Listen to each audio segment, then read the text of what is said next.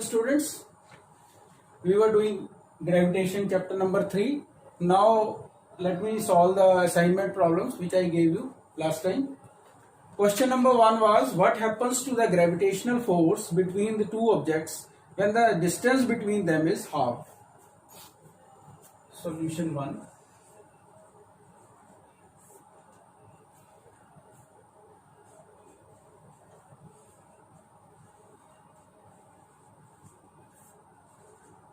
Let us suppose that there is an object.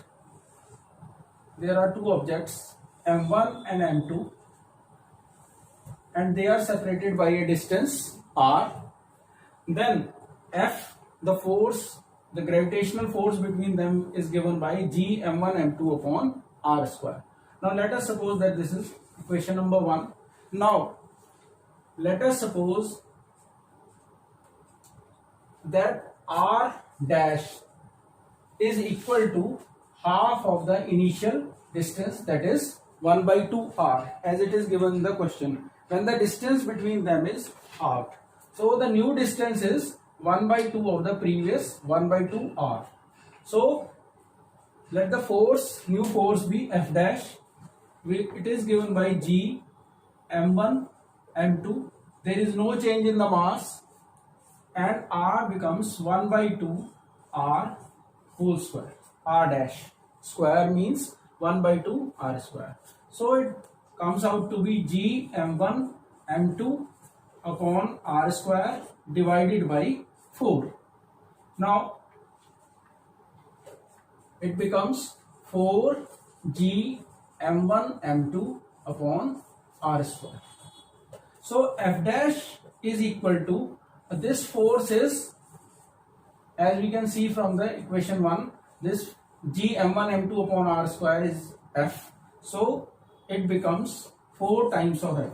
So if the distance is halved, then the force becomes 4-fold or 4 times. Okay. Now question number 2 is, calculate the force of gravitation between the two objects of masses 50 kg and 120 kg respectively, kept at a distance 10 meters from one another. Now we will try to solve. Let us suppose there are two masses m1 m2. It is of 50 kg, another of 120 kg. The distance between them is 10 meters. Now we have to calculate the force of gravitation between them. Now we know F is equal to G m1 m2 upon r square. So let me write it again, G m1 m2 upon r square. Now let us put the values. The value of G, that we have to remember, it will not be given in the questions. So it is, the value of G is 6.67 into 10 to the power minus 11 Newton meter square per G square. M1 is 50 kg and M2 is 120 kg divided by R square, that is 10 square. Now upon solving, we get F is equal to 400.2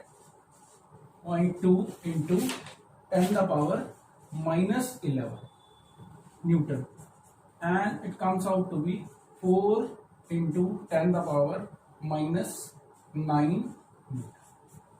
So this is the force between the two objects. Now the third question is, calculate the force of gravitation between the earth and the sun, given the mass of earth is 6 into 10 to the power 24 kg and of the sun is equal to 2 into 10 to the power 30 kg.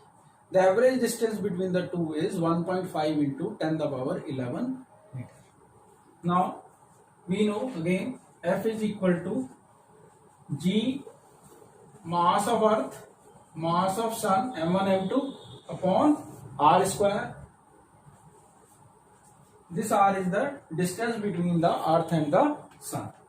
So it comes out to be F is equal to 6.67 into 10 to the power minus 11 into mass of earth 6 into 10 the power 24 into mass of sun 2 into 10 the power 30 divided by r square.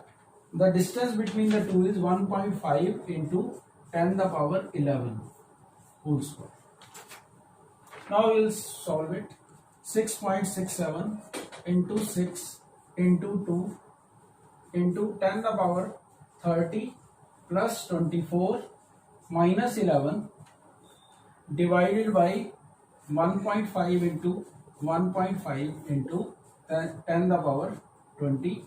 11 into 2, 22. So we will solve it and answer comes out to be 35.57 into 10 the power 21 Newton. Now the force, will adjust this. Force comes out to be 3.56. We can do approximation here, and 10 the power 22 Newton. So we can see this is the force between the sun and the earth, and this is a very enormous or very large force. Now we will start our chapter, and today's topic is free fall. So free fall, if a body is dropped from some height, from the rooftop or some building, then that is known as the body is said to be in free fall. But one thing there is to note, that suppose a body is falling and F force is acting on it, then there should be only one force acting on the body, that is the gravitational force or pull of the earth. There should be no other force, then only that body is said to be in free fall. For example, if I am dropping this pen, then this is a free fall. But if I am throwing it downward towards the surface, then it is not a free fall, because not only gravitational pull but also the muscular force is also acting in the downward direction. So the condition of free fall is that there should be only one force acting on it. Earth attracts all the bodies towards its center, we know. Now, earlier it was thought that the heavier body, it moves rapidly, and the lighter body, it goes towards the earth, or when it is dropped. Suppose I am giving you an example. Suppose there is a stone and there is a feather. Now this feather will take more time than that of the stone. So earlier it was thought that the heavier body will reach the earth first, and the acceleration on this heavier body is larger, and the acceleration on this feather or the lighter body is less. So therefore it looks as if the feather reaches later or stone reaches very rapidly. But it was proved wrong by Galileo Galilei. So how he proved? He went on the Leaning Tower of Pisa and he threw two stones of different masses, and both these stones reached the surface of the earth at the same time. So he proved that both the stones, whether it is of larger mass or smaller mass, they reach the earth surface at the same time if dropped from a same height simultaneously. So he argued that feather reaches the earth surface, it takes more time because it experiences, due to less mass, it experiences more air drag or air resistance, and stone, because it is heavy, so it experiences less air drag, so stone reaches earlier, rapidly. Now experiment was conducted by Robert Boyle. Robert Boyle, you must have heard this name in chemistry. So Robert Boyle conducted an experiment. What he took? He took a long jar and he put in it the feather as well as the stone, and he pumped out the air through vacuum pump, and he created partial vacuum in this jar, and after that, when partial vacuum was created, he inverted that jar, and he found that both the feather and the stone in the vacuum condition reach the surface of the jar at the same time. So it proved out to be wrong. Earlier notion that heavier objects move more rapidly towards the Earth's surface. So this is Galileo Galilei's proof, and we can say that the acceleration produced in the bodies is same for all the bodies of same mass. So even if the body is heavier or lighter, same acceleration they experience. And now acceleration due to gravity we will try to understand. Next topic is acceleration, ACC, acceleration due to gravity.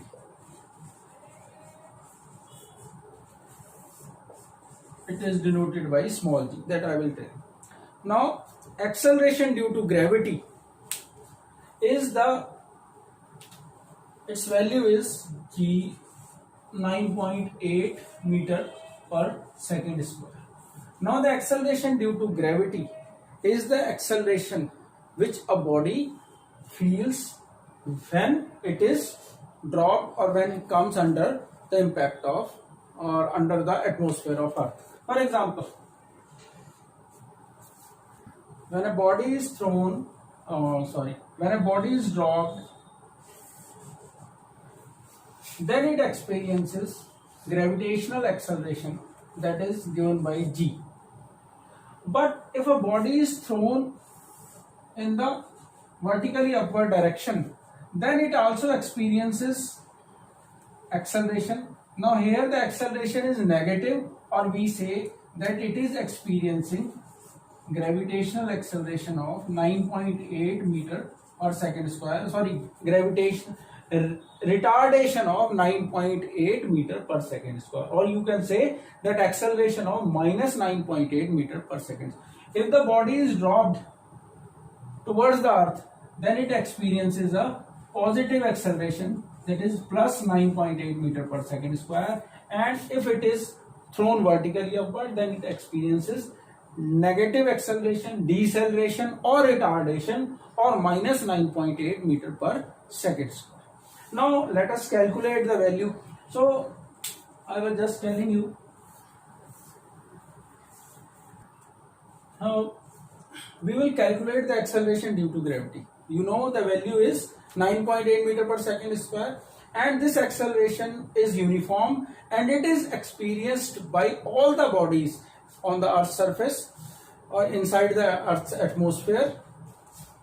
Now let us suppose that there is a body on the Earth's surface.